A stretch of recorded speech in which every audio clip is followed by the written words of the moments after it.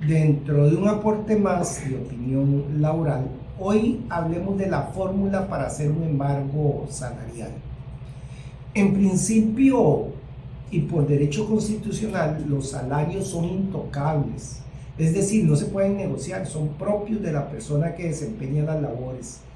No obstante, lo que se protege para efectos de hacer un embargo es el salario mínimo legal, que hoy en día, al año 2026, es el de la persona empleada doméstica, para una suma de 268.607 colones, es decir, algo más o menos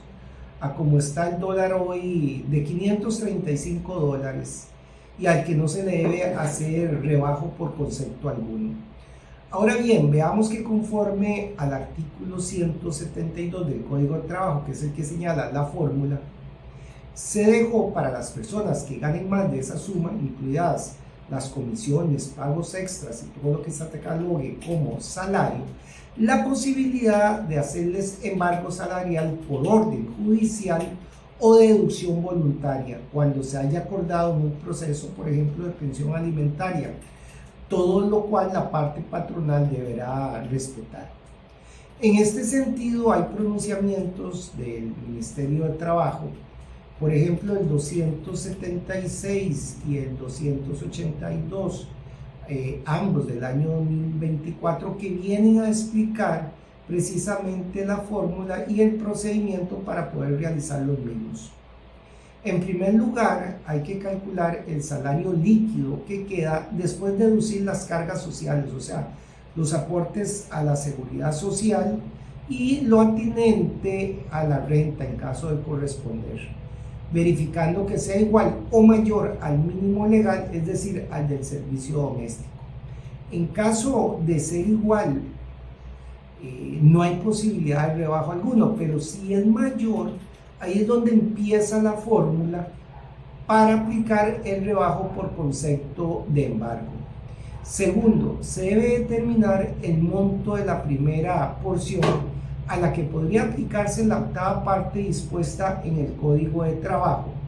la cual se obtiene multiplicando el salario inembargable de los 268.607 colones por 3, lo que da, si ustedes hacen esa multiplicación, 805.821 colones. Tercero, si la persona trabajadora tiene un salario embargable conforme a lo referido, que alcanza hasta las 3 veces, o sea, el monto de los 805.821 colones que dijimos, se le puede aplicar una octava parte como embargo también, conforme lo indica el Código de Trabajo. Cuarto, si el salario embargable supera el anterior monto, entonces se le aplica la cuarta parte además de embargo del salario que quede, con base en el artículo mencionado. Ahora, si dicho lo anterior, tenemos que verlo también en la práctica. Pongamos un ejemplo hipotético. Aquella persona trabajadora le queda, después de todas las rebajas de ley, un salario líquido, libre, de 1.000.000 de colones, lo que significa que supera el mínimo inembargable de los 268.607 colones que estamos diciendo, por lo que es procedente aplicar los pasos anteriores. Así, la suma a embargar sobre el 1.000.000 de colones, a lo que siendo 3 veces la suma de los 268.607 colones, que es el salario mínimo embargable, da en este caso 805.821, habíamos dicho, colones, pudiéndose aplicar entonces la octava parte, sea en este caso hipotético, da la suma de 100.727 colones con base en los segundos y terceros analizados, siendo por ende la primera parte del embargo de los 100.727 colones. La siguiente porción, o sea, el cuarto que estipula el Código de Trabajo, surge de los restantes 194.179 colones que quedan, ya que el ejemplo del millón se le debe deducir, como dijimos, los 805.821 y quedan los 194.179 para quitarle a ese dinero, a esos 194.179 colones, la cuarta parte, siendo entonces que queda en esta segunda parte un rebajo de 48.544 colones, para un total de embargo sumado, ya sea la octava y la cuarta, de 149.271 colones en el salario del millón que se analizó. Tomar en cuenta que la Dirección de Asuntos Externos del Ministerio de Trabajo, en sus diversos pronunciamientos, ha considerado lo siguiente. Es claro, dice, si se aplica un primer embargo y todavía queda suma embargable, si existen más mandamientos judiciales de embargo, se realiza el mismo procedimiento con el salario líquido restante una vez aplicado el primer embargo, o sea, la octava parte y luego la cuarta parte se alcanza. Así las cosas, el salario se le pueden aplicar tantos embargos judiciales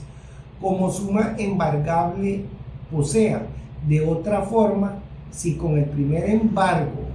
ya no quedara suma líquida embargable, cada embargo pendiente se aplicaría en el orden recibido por el patrono y hasta que cada deuda quede cancelada. Tomar entonces esto en cuenta y dentro de un aspecto crucial, no se puede ignorar que la prioridad de las pensiones alimentarias en el proceso de embargos. La ley establece que todo salario será embargable hasta en un 50% por pensión alimentaria, como crédito privilegiado o preferente sobre cualquier otro tipo de embargo. Esto implica que en caso de que una persona trabajadora tenga múltiples embargos, la pensión alimentaria debe ser atendida primero, asegurando así el bienestar de los dependientes. Como se puede ver, esta es una fórmula que no es muy clara, por lo que se debería pensar en algún momento en hacer una modificación a fin de que nos sea como más sencillo, más fácil de entender. Mientras tanto, considero que lo ideal es acceder a la página del Ministerio de Trabajo en www.mts.go.cr, trámites, servicios, calculadoras.html, la cual hace los cálculos de manera gratuita y confiable. El embargo salarial, aunque es un mecanismo necesario para el cumplimiento de obligaciones financieras, no debe convertirse en un medio para despojar a los trabajadores de sus derechos fundamentales. De ahí la importancia de conocer cómo se hace un cálculo para efectos de embargos salariales que provengan de la sede judicial. Es que la legislación debe ser respetada y tanto los trabajadores como los empleadores deben actuar con responsabilidad y ética. Solo así se va a garantizar un ambiente laboral justo y equitativo,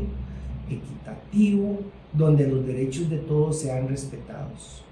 Porque estar informados nos hace más libres y educados en la toma de cualquier decisión que hagamos dentro de nuestro diario quehacer